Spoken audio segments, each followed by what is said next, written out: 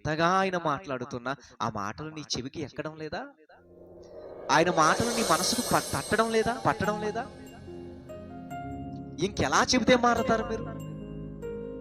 ఏమండి, గోరు ముద్దలు చుట్టి నోటులో పెట్టి తినరా అని లాలావించే తల్లి వలె దేవుడు ఎంత చక్కగా గారాబంతో మాట్లాడుతున్నాడో తెలుసా? మారండిరా, ఇదిగో ఈ ఆహారాన్ని చూడరా, ఇది తినరా, ఇది చూసి బ్రతకరా.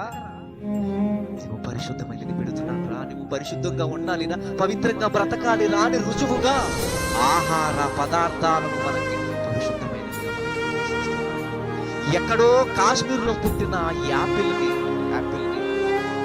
ఎక్కడా పాడవకుండా నీ దరికి చేర్చి నీ చేతికి పంపిస్తున్నావు.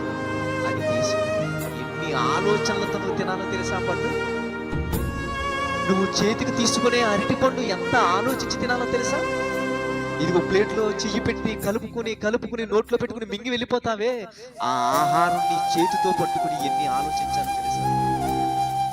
నీ కన్న తండ్రి కష్టపడుతుంటే పంటలు పండించి వేడిని రప్పించి పొలాలలో ఈ ఫలాలు రప్పించడానికి ఆ తండ్రి ఎన్ని నిద్రలేని రాత్రులు గడుపుతున్నాడో నా చేతికి అందిస్తున్నాడో అని ఆ అన్నం వెతికి నువ్వు చూసి ఆలోచించి ఇంట్లో పెట్టుకోరాదు. నీ తండ్రి గుర్తొస్తాడు, పరలోకమందున్న ఆయన నీకు గుర్తొస్తాడు. అయినా నీకు గుర్తురాదు, మనిషి కాదురా. విధాలా ప్రయత్నిస్తున్నాడు, నేను నీ తండ్రిని రాని.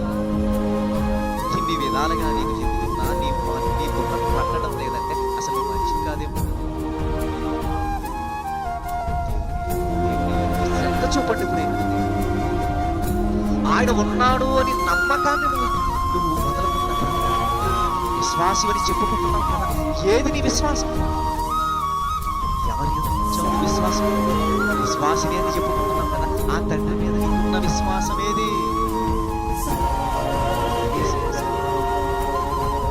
విశ్వాసం ఉంటే నీ దగ్గరకు వస్తున్న ప్రతి దానిని బట్టి నువ్వు ఆలోచించు. నీ దగ్గర నీ యోగక్షేమాలు నీకు కావలసినవన్నీ సమకూరుస్తూ ఉన్నవాడు దేవుడు అని నీకు ఎప్పుడు పడుతుందో అప్పుడు నువ్వు మనిషివి, దేవుని కుమారుడు అని